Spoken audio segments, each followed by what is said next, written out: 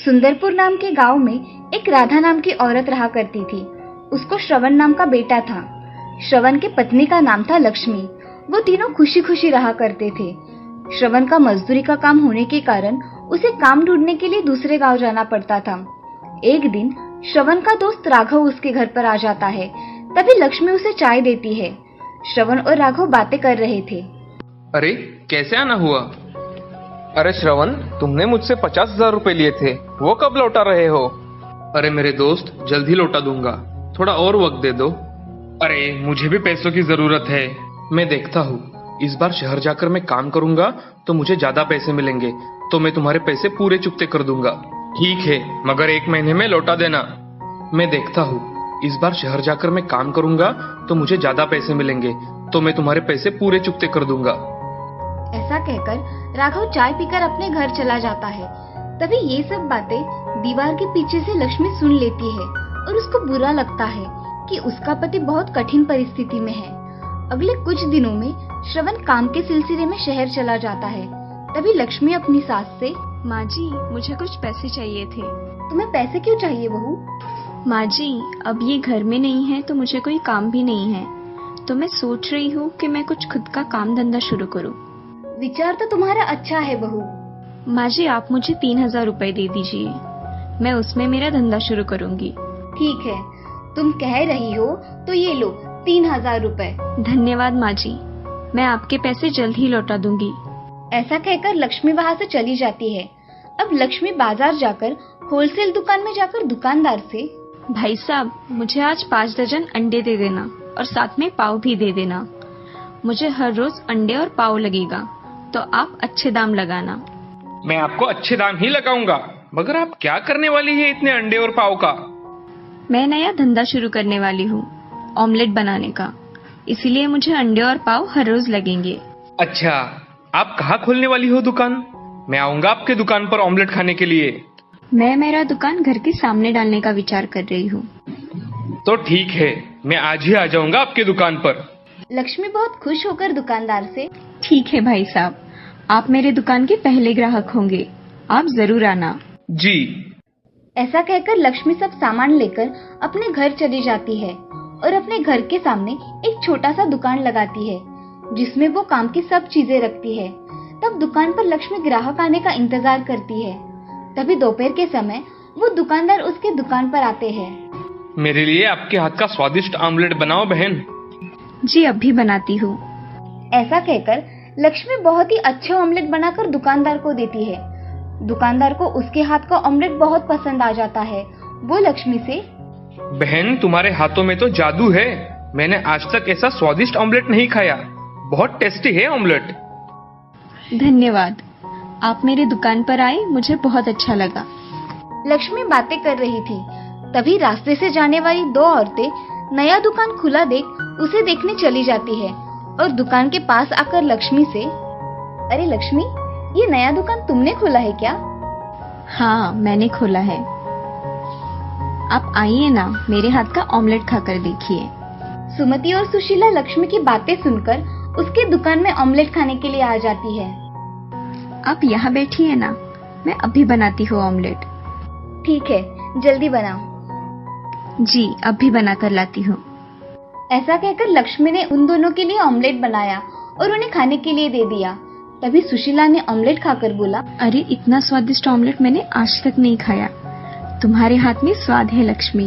धन्यवाद सुशीला बहन, मुझे बहुत अच्छा लगा कि आपको मेरे हाथ का ऑमलेट अच्छा लगा। लक्ष्मी ऐसा कहती है और थोड़ी देर में सुशीला और सुमति लक्ष्मी के हाथ का ऑमलेट खाकर चली जाती है।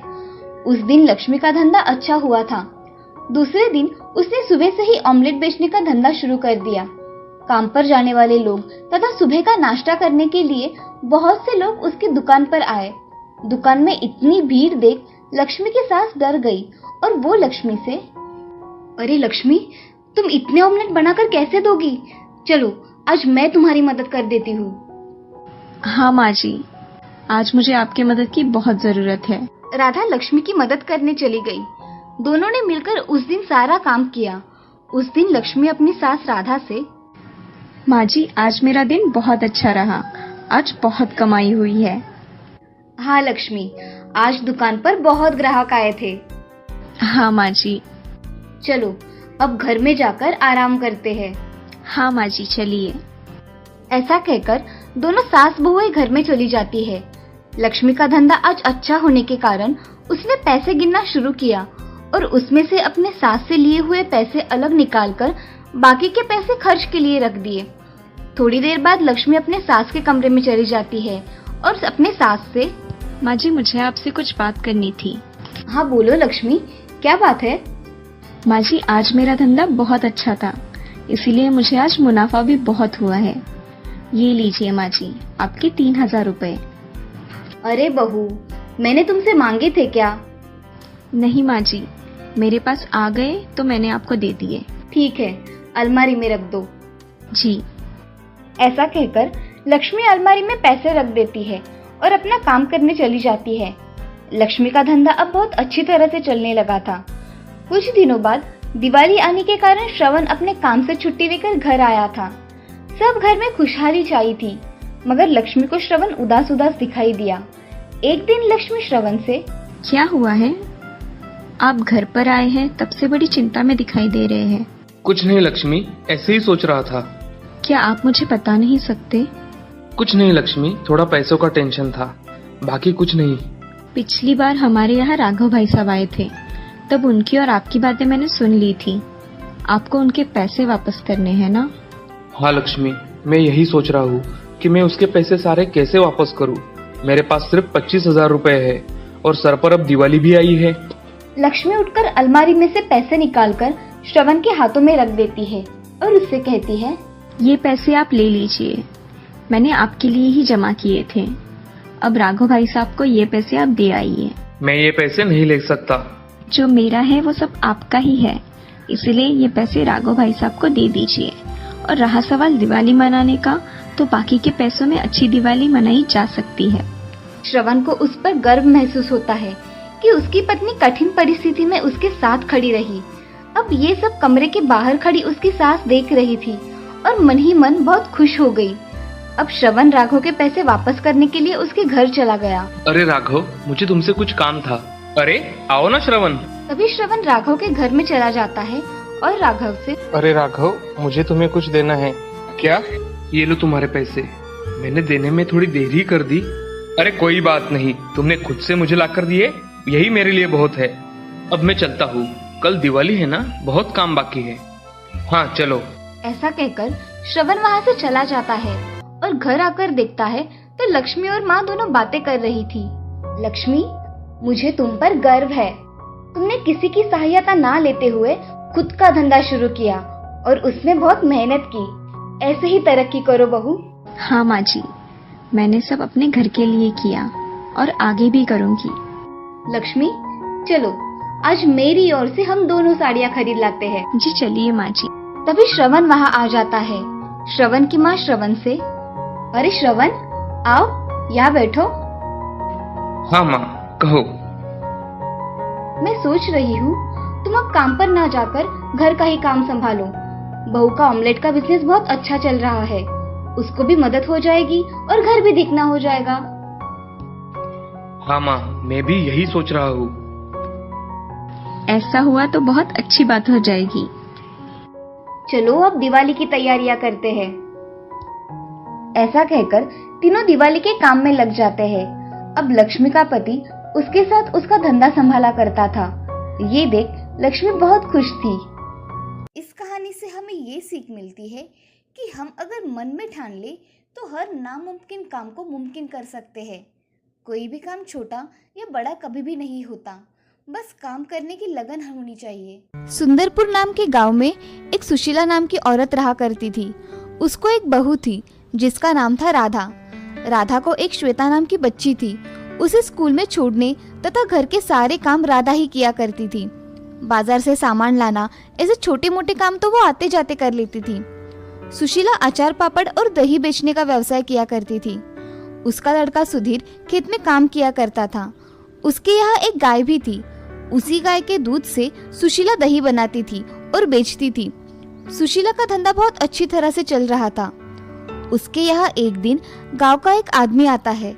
वो सुशीला से, सुशीला बहन, मुझे तुमसे कुछ काम है, जरा बाहर आना। अरे रघु भाई साहब, आइए ना, इधर कैसे आना हुआ? बहन, मेरे बिटिया की शादी है तो मुझे 5 किलो अचार और 5 किलो पापड़ लगेंगे। मिलेंगे ना शादी तक? हाँ हाँ, मिल जाएंगे। दही भी अच्छा है मेरे घर का, मेहमान उंगलियां चाटते रह जाएंगे। हाँ, वो तो पता है बहन। दही में शादी के दिन लेकर जाऊंगा, ठीक है? ठीक है भाई साहब, आपके पापड़ कल ही बना के रखूंगी और अचार भी साथ में बनाकर रखूंगी। आप कल आकर लेकर जाना। ठीक है सुशीला बहन, ये लीजिए आपका एडवांस। मैं कल आकर अचार और पापड़ लेकर जाऊंगा। जी। ऐसा कहकर रघु वहाँ से चला जाता है। रघु जाते ही सुशीला काम करने लग जाती है। उसके पास अचार था मगर उसे पापड़ तैयार करने थे, वो भी एक दिन में। इसीलिए वो जल्दी जल्दी में पापड़ का आटा बनाने के लिए लग जाती है और वो उस दिन राधा की मदद लेने की सोचती है। सुशीला राधा से, राधा, हाँ माँ जी। जरा इधर आना, मुझे ये पापड़ का आटा गूंदने में मेरी मदद करो। हाँ माँ जी, अभी आई। ऐसा कहकर राधा सुशीला के पास चली जाती है। राधा देखती है कि सुशीला पापड़ के आटे में मसाला थोड़ा कम डाल रही है। तभी राधा सुशीला से, माँ जी, पापड़ के आटे में मुझे लगता है कि मसाला थोड़ा कम हो गया है, थोड़ा और डालिए ना। अरे नहीं बहू, इतना ही ठीक है। ज्यादा डाला तो हमें वो कितने में जाएगा? मगर माँ जी, हम उसके पैसे लेते हैं, ग्राहक हमें पूरे पैसे देते हैं, तो हमें भी हमारा माल अच्छा देना चाहिए ना। अरे राधा, तू मुझे मत सिखा, मैं मेरा काम अच्छी तरह से जानती हूँ, समझी? ऐसा कहकर राधा भी आटा गूंदने के लिए बैठ जाती है और बाद में उसके साथ पापड़ बेलने बैठ जाती है। काम होने के कारण राधा उठ जाती है। सुशीला थोड़ी देर वहाँ पापड़ बेलती रहती है। सुशीला 5 किलो के पापड़ बेल लेती है और उसे सुखाने के लिए रखती है। तभी राधा सुशीला को आवाज लगाती है, माँ जी, खाना तैयार है, आ जाइए। हाँ आई। सब खाना खाने बैठ जाते हैं। खाना खाने के बाद सुधीर अपने खेत में क्या क्या करना है इसकी बातें करता है और श्वेता अपने स्कूल की बातें बताती है। अब बातें हो जाने के बाद सभी सोने के लिए चले जाते हैं। सुबह सुशीला सारे पापड़ जमा करके एक बैग में भर देती है और एक बड़ी बरनी में अचार भर देती है। तभी रघु आकर सुशीला से, सुशीला बहन, मेरे अचार और पापड़ तैयार है क्या? जी भाई साहब, आपके पापड़ और अचार तैयार है, ये लीजिए। ऐसा कहकर सुशीला रघु के हाथों में पापड़ की बैग और अचार की बरनी दे देती है। अब रघु बोलता है, बहन, शादी के दिन में 5 किलो दही लेकर जाऊंगा, आप बना के रखना। हाँ भाई साहब, मैं बनाकर रखूंगी, आप किसी को भेज देना दही ले जाने के लिए। जी, ये लीजिए आपके पैसे, मैं चलता हूँ अब। जी। रघु पापड़ और अचार लेकर वहाँ से चला जाता है। इधर सुशीला पैसे देख बहुत खुश हो जाती है। उन्हें लेकर अपने कमरे में चली जाती है। वो पैसे अपने पोटली में रख देती है और दूसरे काम करने लगती है। अब सुशीला हर दिन अपना काम करके पापड़ बनाकर रखा करती थी, मगर सब में कुछ ना कुछ कम डाला करती थी। एक दिन उसके दिमाग में एक आइडिया आता है, अगर मैं लोगों को अचार नाप के थोड़ा कम दे दिया करूं तो मेरा ही फायदा है, और पापड़ में मसाला कम डाला तो मेरा ही मुनाफा और हो जाएगा। ऐसे सुशीला खुद से सोचकर मन ही मन में ठान लेती है और अगले दिन से वो आने वाले ग्राहकों को कम अचार देने लगी और दही के पैसे भी उसने बढ़ा दिए। अब रघु के घर उसने 5 किलो दही दे दिया और उसने 300 रुपए ही लिए। तभी सुशीला का बेटा सुधीर उससे, अरे माँ, आजकल गाय दूध कम दे रही है, अगर तुम्हें कुछ दूध कम पड़ रहा हो तो बाहर से खरीद लेना। अरे नहीं, फिलहाल तो चल रहा है, बाद में देखेंगे, कम पड़ा तो मैं देख लूंगी। ठीक है माँ, चलो मैं खेत में जाकर आता हूँ। ठीक है बेटा। ऐसा कहकर सुधीर खेत में चला जाता है और सुशीला सोचने लगती है कि तभी राम वहाँ दही लेने आ जाता है। चाची, मुझे 1 किलो दही चाहिए, एकदम ताजा। हाँ राम, रुको, मैं अभी लाती हूँ। ऐसा कहकर उसके हाथ के डिब्बे में सुशीला 1 किलो दही लेकर आती है। तभी उस दही को देख राम बोलता है, चाची, आजकल दही में ज्यादा पानी आ रहा है। अरे बेटा, ये गर्मी का मौसम शुरू हो गया है ना, इसीलिए दही ऐसा होता है। अच्छा चाची, ये लो पैसे, अब मैं चलता हूँ। हाँ ठीक है। सुशीला पैसे गिनती है और खुद से बोलती है, इसे कम पैसों में दही भी अच्छा चाहिए, कौन यहाँ इतनी ईमानदारी से धंधा करता है, आया मुझे सिखाने वाला। ऐसा कहकर सुशीला घर में चली जाती है। उसे सुधीर की बातें याद आती है कि दूध कम पड़ गया तो बाहर से मंगवा लेना। वो फिर से मन ही मन में सोचती है, अगर दूध कम पड़ गया तो मुझे कुछ ना कुछ करना पड़ेगा, नहीं तो मेरे ग्राहक कम हो जाएंगे। ऐसे ही दिन ब दिन सुशीला का लालच बढ़ता जा रहा था।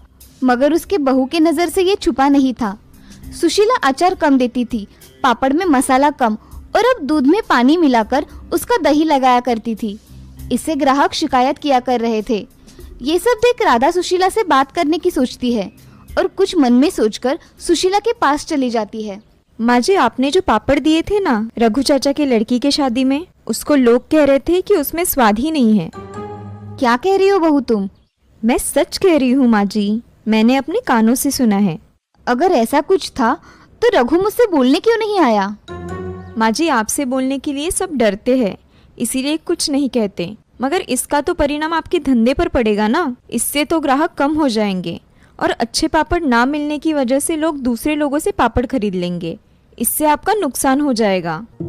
और आपके हाथों में तो कितना स्वाद है ना माँ जी। आप कुछ मिलावट या कम ज़्यादा मत कीजिए। पहले जैसे आप बनाती थी वैसे ही बनाइए। हाँ बहू, तुम सच कह रही हो, मगर महंगाई कितनी बढ़ गई है। माँ जी, आप थोड़े वस्तु के दाम बढ़ा देंगी तो चलेगा, मगर जो भी चीज़ हमारे यहाँ से जाएगी ना, उसका स्वाद लोगों के मुंह में बैठा रहना चाहिए। हाँ बहू, मैंने ऐसा कभी सोचा ही नहीं। मैं कम मसाला डाल पापड़ का स्वाद बिगाड़ रही थी। और माँ जी, आपको दूध में भी मिलावट करने की कोई ज़रूरत नहीं है। ये सोच रहे हैं कि इस गाय का दूध अगर कम पड़ रहा है तो हम दूसरी और एक गाय ले लेंगे, इससे हमें दूध की कमी नहीं होगी। इन्होंने मुझसे आज सुबह ही कहा। बहू, तुम सच कह रही हो। अगर ऐसा हुआ तो मैं अपना काम पूरी ईमानदारी से करूंगी और मेरे पदार्थों का स्वाद भी कायम रखूंगी। आप अब पैसों को लेकर मन में कभी भी लालच नहीं लाएंगी और मैं हूँ ही आपके साथ। हाँ, अब हम दोनों मिलकर अच्छा काम करेंगे और मुझे सही राह दिखाने के लिए तुम्हारा बहुत बहुत शुक्रिया। ऐसा कहकर सुशीला राधा के गले लग जाती है। आज राधा की वजह से सुशीला की आंखें खुल गई थी। अब उसे पता चल गया था कि उसे किस प्रकार से अपने ग्राहकों को सब बताना है और कैसे उन्हें अच्छे पदार्थ बेचने हैं। अब सुशीला के मन में लालच मिट गया था। ये देख राधा भी बहुत खुश हो जाती है। अब से सुशीला ग्राहकों को अच्छे पदार्थ देकर अपना नाम कर रही थी और लोगों के मुंह में तो जैसे उसके पदार्थों का स्वाद ही बस गया था। अब उसने बाद में बहुत नाम कमाया और ईमानदारी से अपना काम किया।